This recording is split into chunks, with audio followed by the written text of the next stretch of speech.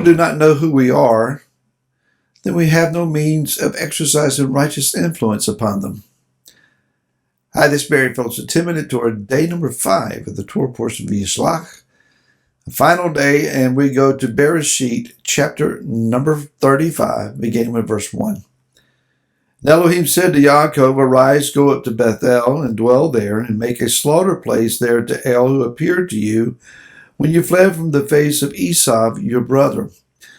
Yaakov said to his household and to all who were with him, "Put away the foreign mighty ones that are among you, and cleanse yourselves and change your garments.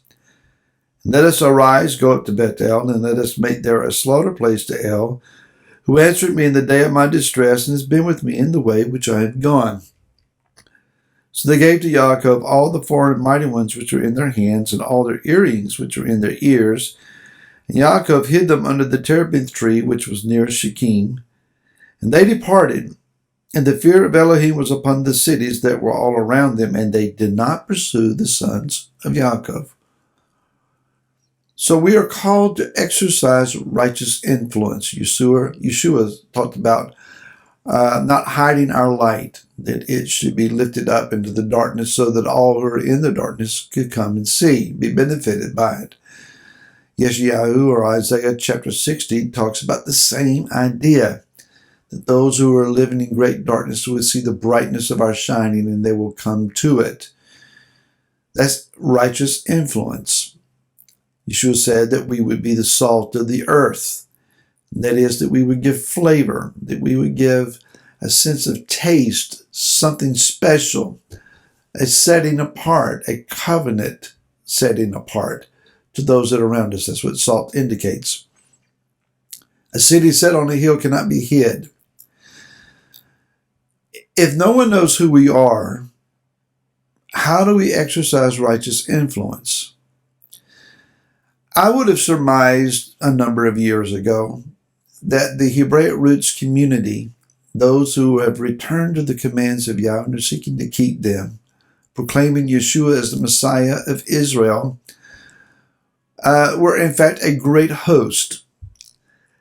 After doing a little research, crunching some numbers, talking to those who might keep up with such things, I realized that here in the United States, at least, that number is a very, very small comparative number.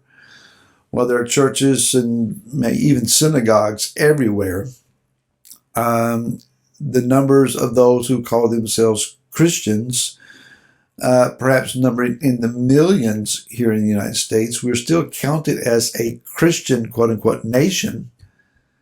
Those who walk as many of us have chosen to walk would number 20, 25,000, maybe.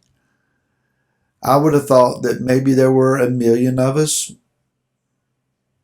And the great reality of that, most Hebraic root groups are small.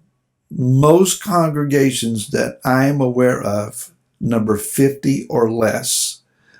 Most less. There are a few congregations that would number 200 or 300, maybe. There are some standout groups that do that.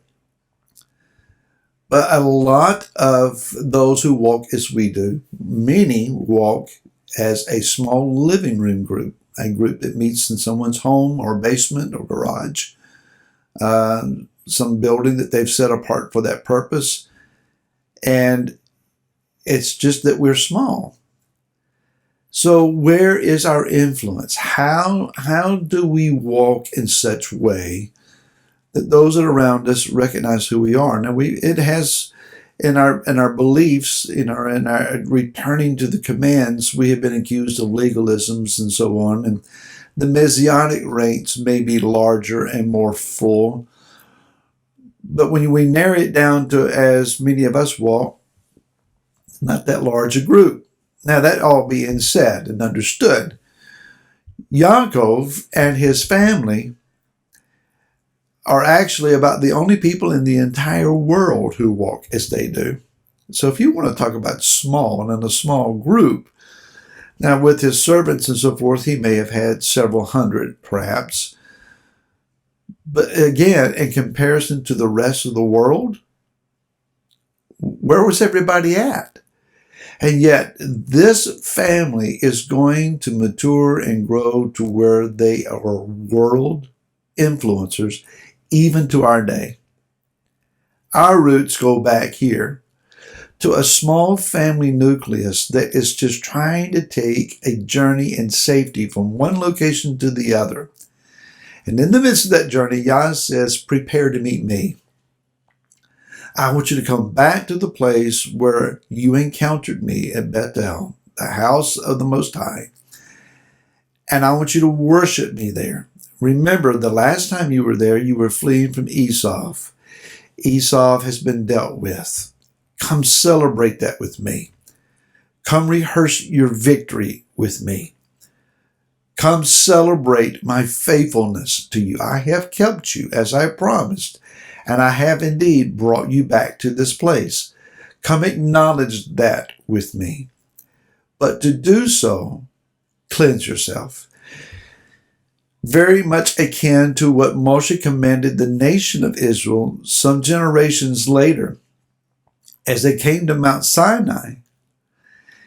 Wash yourselves, wash your garments, change your garments, set yourselves apart, for we're about to encounter the Most High.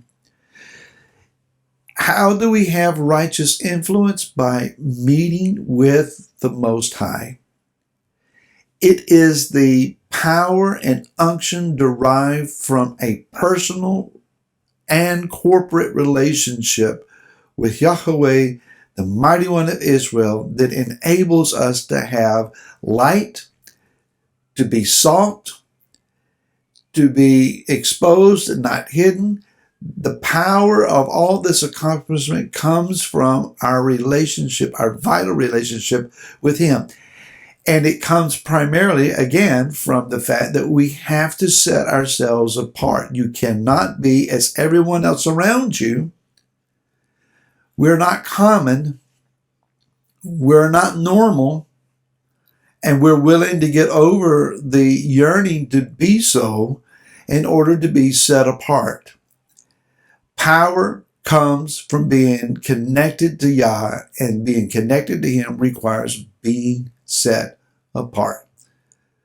So they washed their bodies, they changed their garments.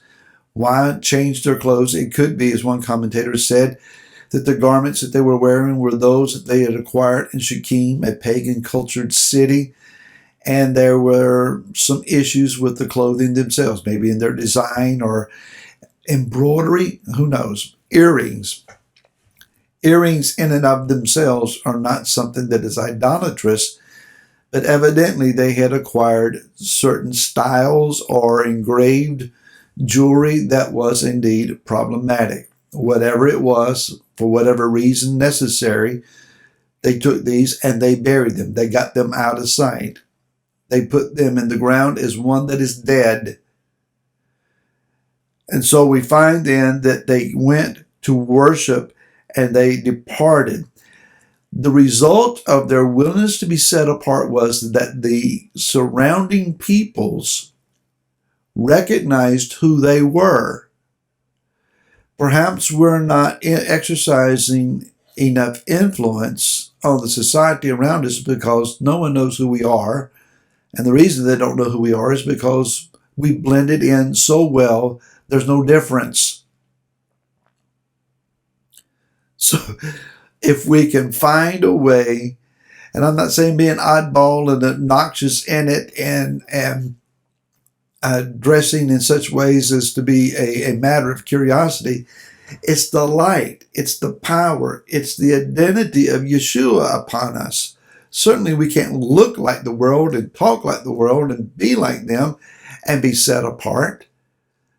We don't have to be completely strange and alien and oddball either. What we can do is be the light of Yeshua where we are. And those that saw them were afraid to mess with them because Yah is with them. May Yah be with you on your Shabbat. May He fill your home, your congregation, your gathering, or if you're alone, may He just fill you with Himself. May he be the one who gives you great insight and understanding into his word. May he heal you and raise you up and fill you with joy this Shabbat. So until next week, Shabbat Shalom.